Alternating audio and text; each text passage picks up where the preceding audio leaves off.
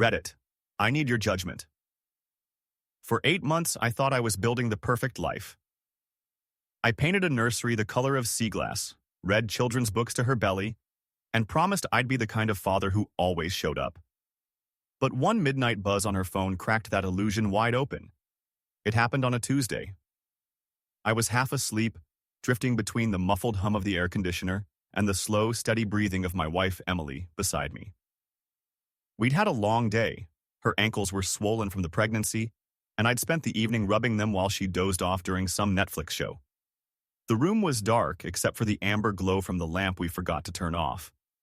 That's when I heard it, the soft buzz of her phone on the nightstand. Normally, I wouldn't care, but it buzzed again. Then again, 3 times in under a minute. I reached for it without thinking, intending to mute the notification so she could rest. But the screen lit up before I touched it. A preview flashed, a name I didn't recognize, and a heart emoji. My stomach tightened. The message read, "Can't stop thinking about last night." I froze. My first instinct was denial. Maybe it was a joke from a friend?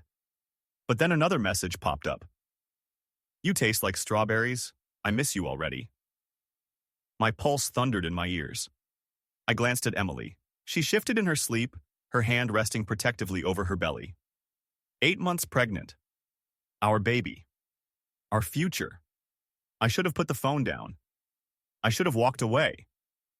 But my thumb slid the notification open, and what I saw made my chest feel like it was caving in. The morning after the messages felt like waking up on thin ice and pretending it was a hardwood floor. I made Emily decaf the way she likes it. Almond milk first, swirl until it turns that soft tan, a little cinnamon, so the kitchen smells like Sundays. She patted in wearing my old college hoodie, hair in a messy bun, the kind of domestic snapshot people post with captions like "lucky." She kissed my cheek and asked if I'd thought more about baby names. "Elliot, if it's a boy," she said, smiling with her whole face. I heard the buzzes from last night like a phantom ringtone. I told myself there had to be an explanation.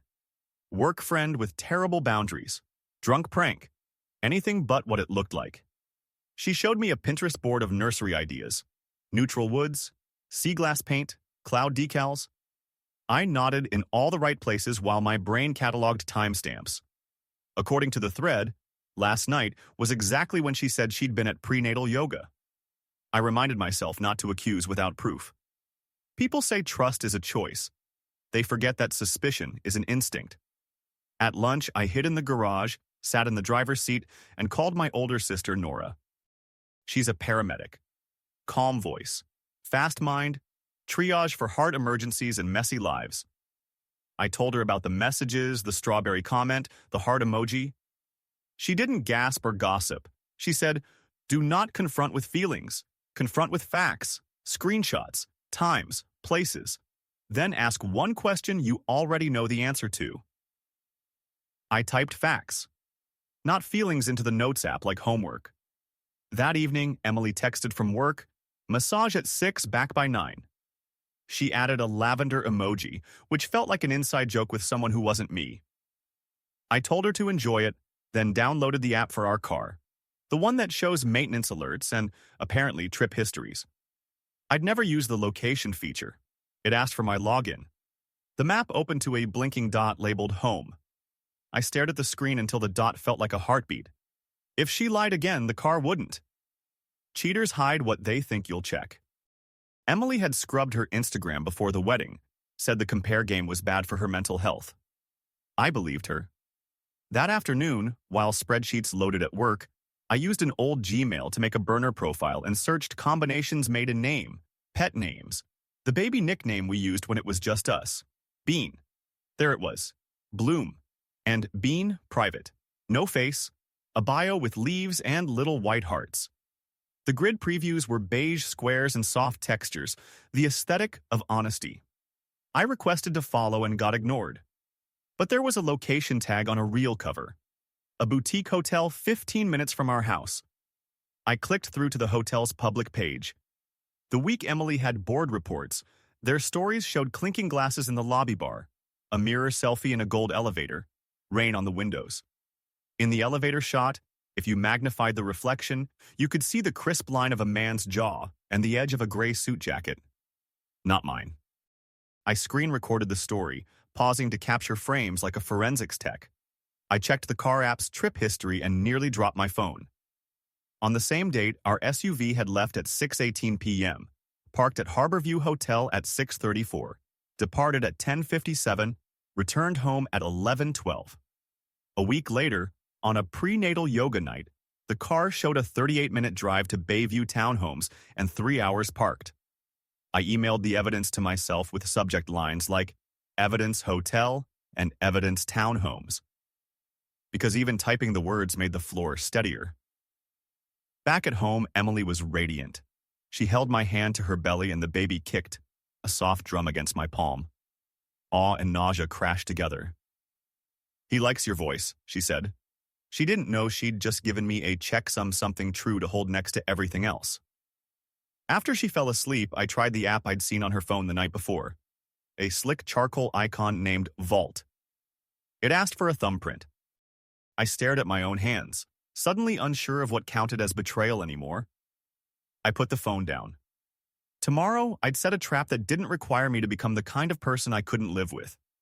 I promised Nora I'd wait until I had something irrefutable, but restraint dissolves in certain kinds of silence. The next evening, Emily came home from her massage, smelling not like eucalyptus oil, but like dryer sheets and hotel air. We stood in the kitchen under the pendant light that makes everything look warmer. I said, very softly, "Who's texting you from Vault about last night?" She blinked, tilted her head, and smiled the way people smile at anxious dogs. "What?" she said. "Babe, that's a photo backup app. Are you okay?" The question landed like a hand on my shoulder and a shove down the stairs at the same time. I laid out one piece, the hotel tag. She laughed, a perfect, airy sound that used to feel like home. "We had a charity event there." I went to the bathroom, took a mirror video. "You know how those elevators are." I showed her the car logs. "I visited Kelsey from birthing class. She's on bed rest," she said, unlocking her phone. "Want to call her?" The confidence was terrifying. Either she'd rehearsed or I was poisoning us with paranoia. "Stress isn't good for the baby," she added, hand circling her belly. "If you're feeling anxious, say that. Don't invent stories." It was masterful move the spotlight. Make the questioner the problem. Invoke the baby as a shield. I felt the shape of a word rising in my throat. Sorry, and swallowed it like a shard. I went upstairs and texted Nora. "If I ask something I already know and she lies, does that count as proof?" Nora replied, "It counts as a pattern. You need a fact." She sent a link to our automaker's Trip Alerts feature and wrote, "Turn these on, then do nothing. Facts don't need theater." I turned the alerts on. At 6:07 p.m. The next night, my phone pinged. Vehicle in motion. At 6:29, vehicle parked Bayview Townhomes. I didn't follow. I sat at the table with a legal pad, writing timestamps like I was taking attendance in a class I never wanted to teach. At 8:53, vehicle in motion. At 9:11, vehicle parked 2 blocks from home. Emily came in at 9:18 with a paper cup of mint tea and a practice sigh. "Traffic," she said. I set the cup in the sink and watched steam unravel. Somewhere inside me, a switch flipped from hoping to knowing. Knowing is colder, but it holds. The thing about GPS data is it doesn't flinch. The trip logs piled up like a diary she didn't know she was keeping. Tuesday, Bayview Townhomes. Thursday, Harborview Hotel. Friday, the yoga studio parking lot for 5 minutes, then 20 miles north to a strip of condos by the marina. I exported the history to a spreadsheet, each line a nail in a coffin I hadn't decided to build yet. Nora called while I was staring at the timestamps. "So, do you want to burn the house down or get the truth first?" she asked. I told her about the patterns, how the trips never overlapped with weekends, always on weeknights when she had an appointment. "Book something she can't wriggle out of," Nora said. "Make it sound sweet. Then watch the car." So I did. A surprise dinner at her favorite place, a place you need reservations for. She accepted, even kissed me in the morning before work, saying, "I love that you're doing this for us." At 5:42 p.m., my phone pinged. Vehicle in motion. At 6:04, vehicle parked Bayview Townhomes. Dinner was at 7 o'clock. By 6:10, I'd already called the restaurant and canceled. I sat in the driveway watching the feed update.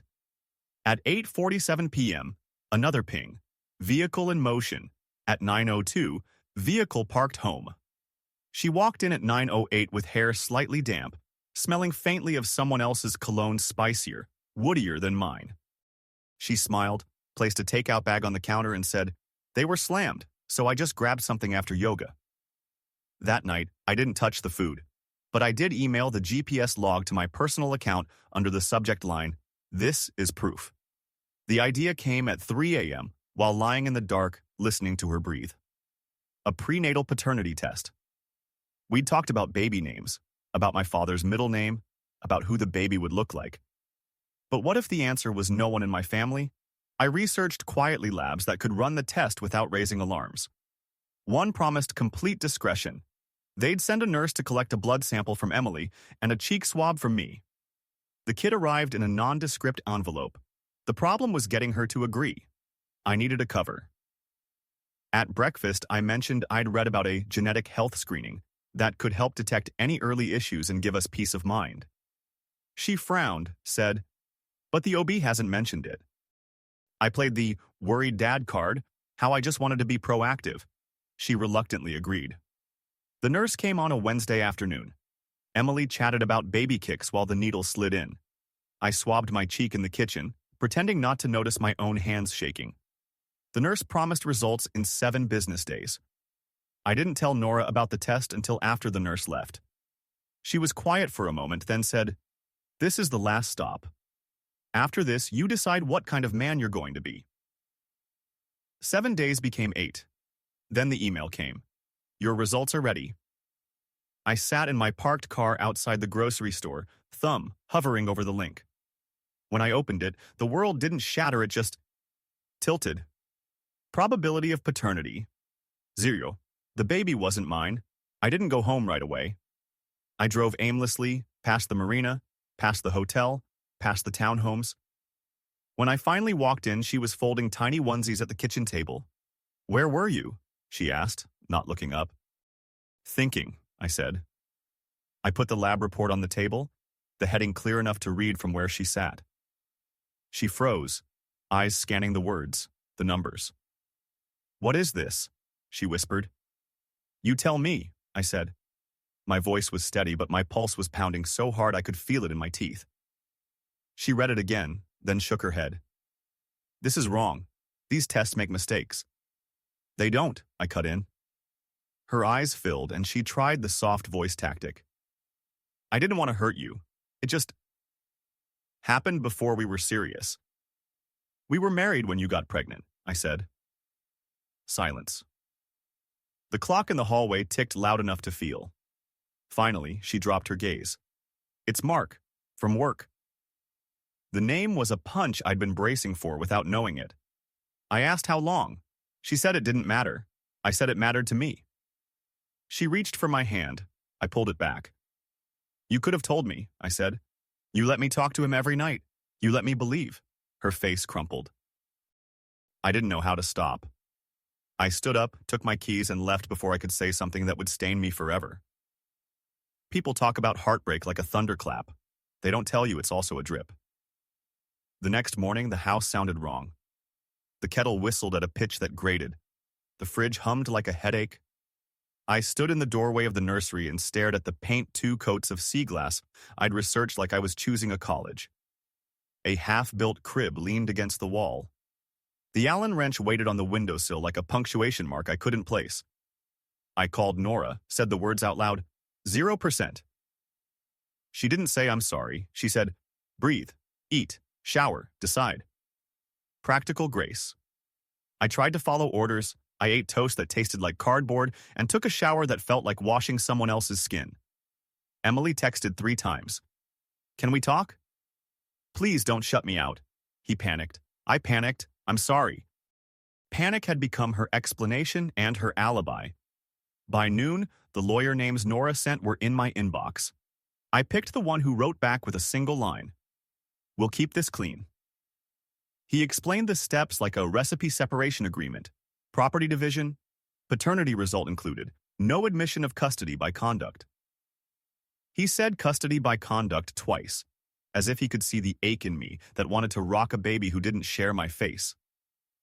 If you choose involvement later, let it be a choice, not a trap, he said. That night, I slept on the couch. Emily cried upstairs. The sound was a foghorn I couldn't reach. At 2 a.m., I padded to the kitchen for water and found the sonogram in the junk drawer, tucked between takeout menus and rubber bands. I didn't rip it. I didn't frame it. I slid it under the fridge magnet that holds pizza coupons, because grief is weird like that. Too heavy to carry, too tender to trash. When dawn edged the blinds, I knew two things. I wasn't the father, and I wasn't going to be the villain in my own story. The separation moved fast, the way a landslide looks sudden after a month of rain. Emily packed methodically maternity dresses, a stack of baby books with sticky notes like tiny flags, the diffuser that made the house smell like borrowed calm. She wanted the nursery furniture. I said no. It wasn't pettiness. It was self-preservation. She took the glider. I kept the crib in pieces.